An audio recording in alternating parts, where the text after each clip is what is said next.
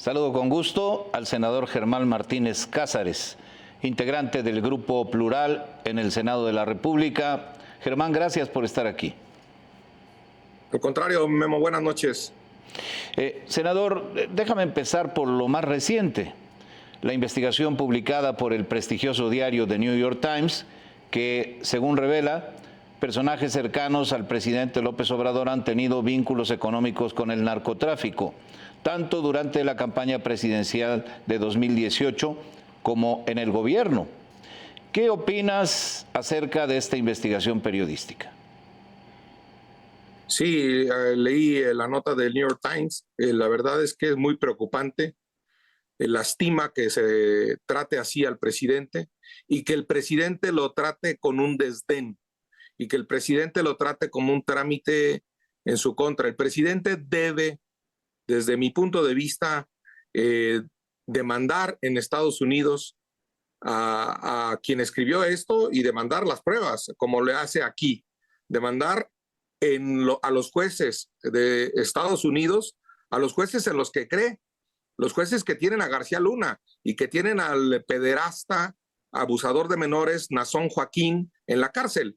Entonces, yo creo que el presidente debe demandar allá por su propio bien, por su propio prestigio de su nombre, aun cuando salga y ganaría dinero, y por el prestigio superior de México. La verdad es que el presidente no se anima a demandar allá porque pueden empezar a salir las pruebas. Y luego yo empiezo a ver dos varas. Una vara para medir los dichos de los criminales a García Luna y otra vara para medir los dichos de los criminales en contra de los aliados, entendí así en el New York Times, de los aliados al presidente López Obrador. Entonces, el que a testigos protegidos muere, mata, a testigos protegidos muere. Senador Germán Martínez, el presidente reveló esta mañana que recibió una carta del New York Times pidiéndole un testimonio sobre el tema, respondiendo a ciertas preguntas, y aprovechó para descalificar al medio llamándole pasquín inmundo. Te pregunto, ¿quiso vacunar el asunto López Obrador desmintiendo los dichos del Times antes de que se publicara la investigación periodística? ¿Te parece que así es? El presidente se quiso poner el paraguas antes del aguacero con una lección de ética periodística que tienen los periodistas como tú, que preguntan a quién se refieren previamente, que consultan, que investigan, que hacen reflejar en su nota la versión de quien aluden. Eso es ética periodística. Eso no es de un pasquín inmundo, eso es de uno de los periódicos más reconocidos, prestigiados y veraces del mundo. Entonces, eso es lo primero. Lo segundo es que la realidad del narcotráfico, del crimen, se está enseñoreando en el país como en Guerrero. En Guerrero ya no lo gobierna el presidente. En Guerrero ya no lo gobierna nadie. Lo gobiernan los criminales que se están matando entre ellos. Y que ahí la caridad y la misericordia de los curas católicos, de los obispos católicos, está tratando de intervenir para que no se sigan matando unos mexicanos contra otros mexicanos.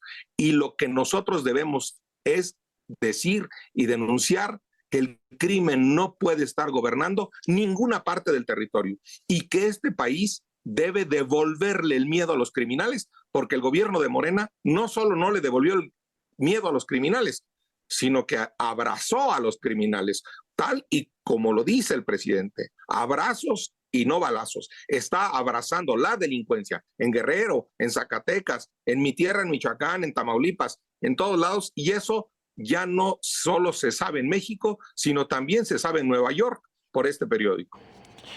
Es cierto lo que dices respecto al New York Times. Tiene un protocolo a partir del cual una persona involucrada en una investigación, como el caso de López Obrador, es avisada de ello y se le pide su versión de los hechos. Pero además, después, el texto pasa por el departamento jurídico del diario, que revisa escrupulosamente el contenido para evitar una posible demanda. Después de todo eso, el reportaje se publica. Un asunto delicado, Germán, es que la investigación se refiere a la campaña que llevó a López Obrador a la presidencia de la República, pero además alcanza a sus hijos como beneficiarios de los recursos que habría aportado el narcotráfico. Es algo que tendría que tener consecuencias, Germán. Sí, y lo dices bien, Memo. El profesionalismo del New York Times pasó por un departamento jurídico para evitar caer en una calumnia o en una deshonra que allá costaría millones de dólares al New York Times calumniar a un presidente de un país vecino, socio comercial privilegiado, porque tenemos firmado un tratado de libre comercio.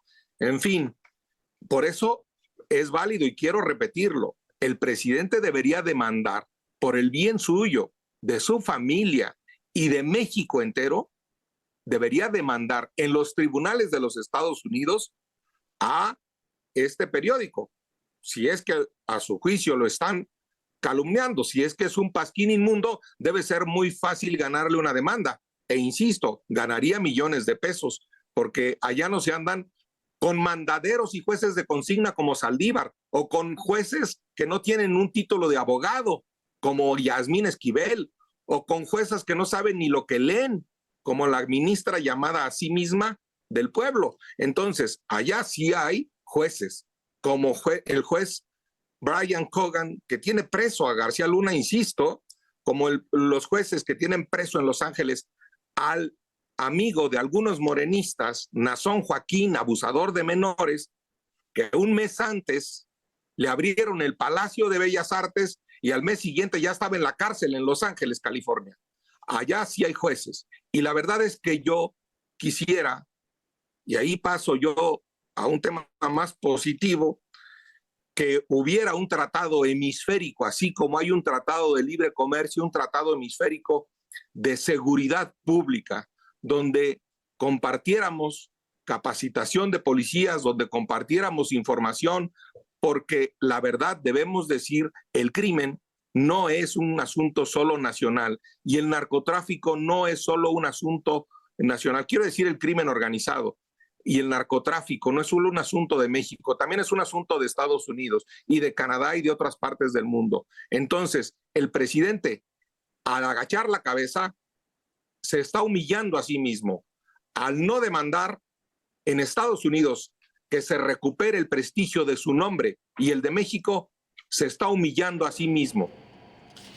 Senador Germán Martínez, ¿consideras que, como dicen o sugieren algunos analistas, estos son avisos del gobierno de Estados Unidos ante, así lo refieren, las pretensiones autoritarias de López Obrador?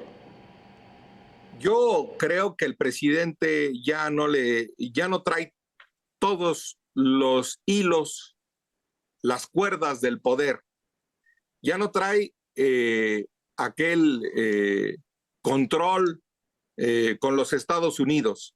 Y los Estados Unidos le están diciendo basta ya de palabras y necesitamos que combatas el tráfico de fentanilo, por ejemplo.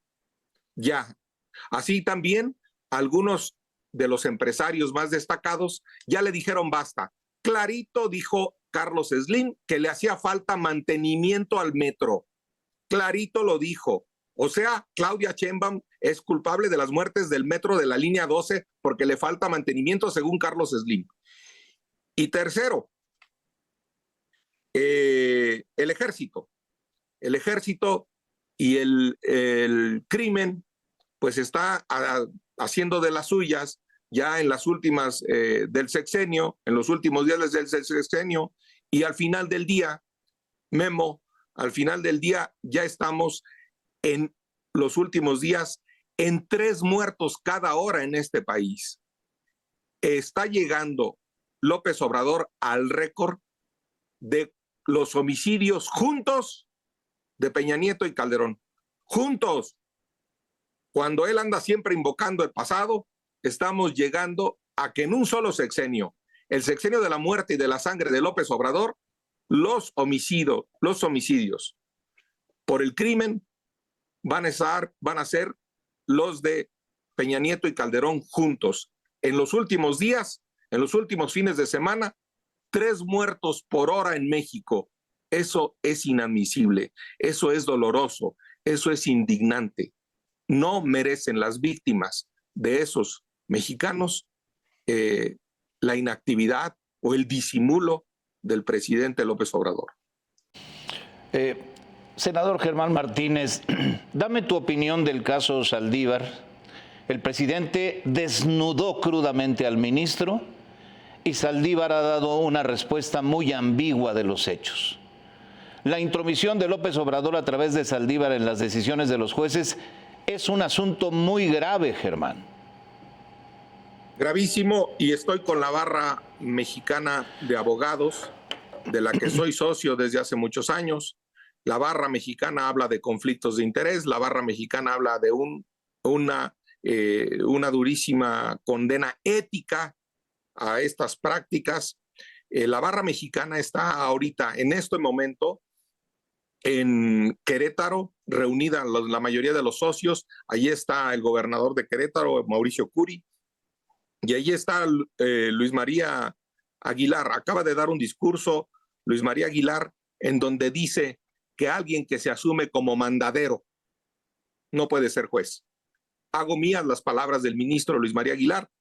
Alguien que se asume como mandadero para juzgar, pues es todo, es eso, un mandadero, pero no puede ser un juez. Entonces, la verdad es que da pena que un ministro de la Suprema Corte, y debo explicar que la Suprema Corte está por encima del poder legislativo, del poder ejecutivo y del propio poder judicial. Está por encima porque revisa la regularidad constitucional, es decir, que la Constitución valga para todos. Si la Constitución vale más para el presidente que para un ciudadano, pues entonces ya no somos iguales. Y un tribunal constitucional sirve para eso. Por eso la Suprema Corte puede anular una ley que votan la mayoría de los diputados. Por eso la Corte puede anular una decisión que te cobra más impuestos, porque la Constitución debe valer para todos igual. Y da pena que un ministro, que es un juez constitucional, que estaba por encima del presidente, se arrodille y se desnude éticamente de manera humillante, Memo. Esa es la verdad. Da pena que un ministro así haya cambiado la toga, que haya cambiado el mazo de dictar justicia en este país por la matraca de Morena. Caray. Con estas palabras nos quedamos. Senador Germán Martínez, gracias por el tiempo que has destinado para esta entrevista. Germán, hasta pronto.